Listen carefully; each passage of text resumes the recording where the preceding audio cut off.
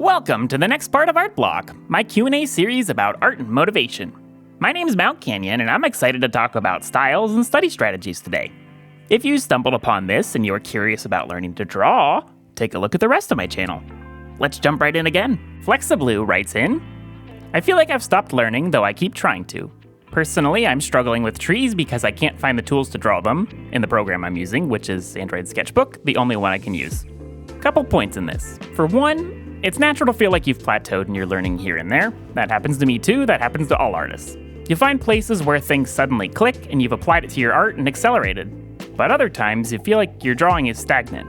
All of that is just your skills of seeing versus making art getting ahead of each other over time. Especially when you try to make, point 2, trees. Trees are tricky, and you need to have the right level of detail to make something believable. If they're in the background, you usually want less detail, and you can use that to your advantage to make them a bit blobbier. Get out some softer brushes, or even some with an interesting texture, and mash down the vague silhouette of a tree.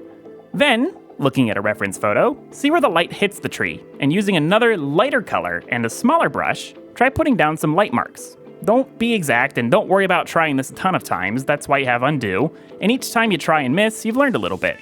Then do the same thing with shadows. Scatter marks through the trees. This is often where people seek out tree and foliage brush packs. Sketchbook does let you import brush packs, but it doesn't seem to support the most common formats for this, so that may be a bit tedious. Those brush packs need to be used carefully on their own, though, since you can very easily have noticeable repeated patterns that you don't want. So don't feel like you're missing out on too much. The other approach is to build that tree out piece by piece, gradually increasing your level of detail to where you want it to be.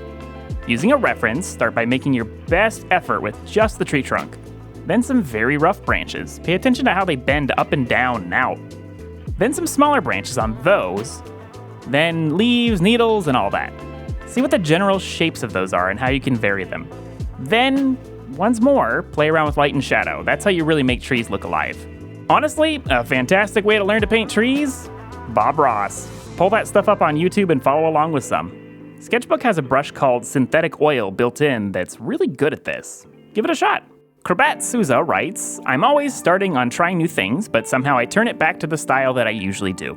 Every 1 in 100 turns into what I was trying to do, but the next one is back to the stereotype. For example, this art of May, but the next big project got back onto this stereotype. Well, first of all, both of these are fantastic, and I hope that you can see progress throughout your art.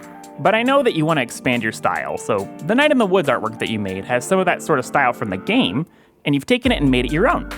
And that's kind of the way that you go about this. Keep finding artwork that you like and study that style and see how you can use that in your drawings. You can do this through fan art, or intentionally using different kinds of brushes, or different ways of painting.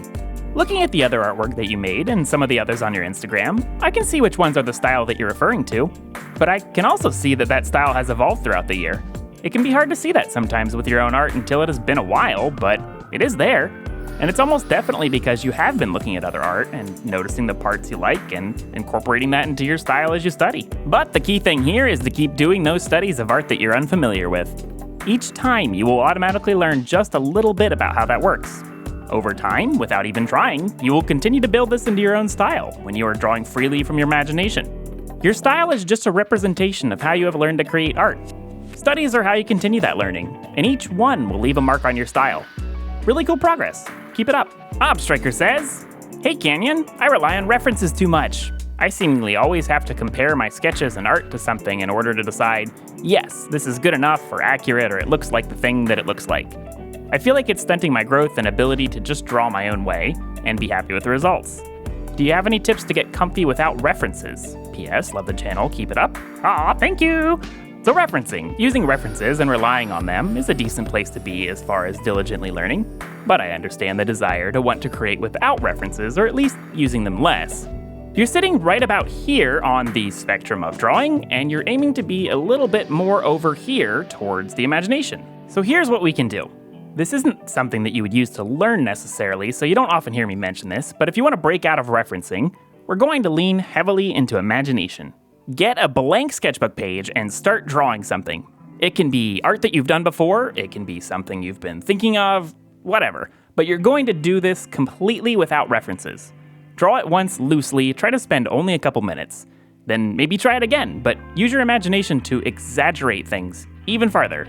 Think of older Disney cartoons where the animation is so exaggerated that it shouldn't be possible.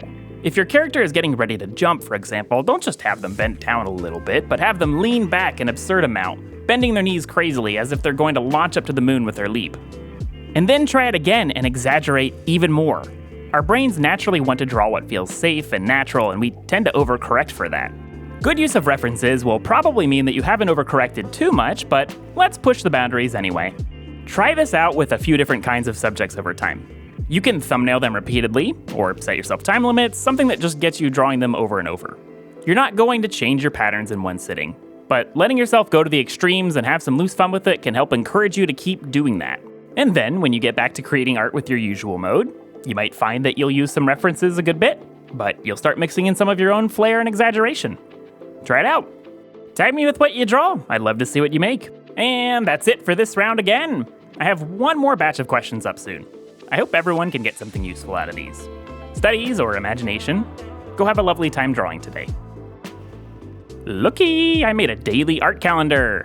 Not sure what to draw or study? Try this out. Links in the description. I hope you're ready for more. Oh, wait, shit. Wrong script. Nope. My name's Mt Kanjon, and I'm excited. I am excited. You know,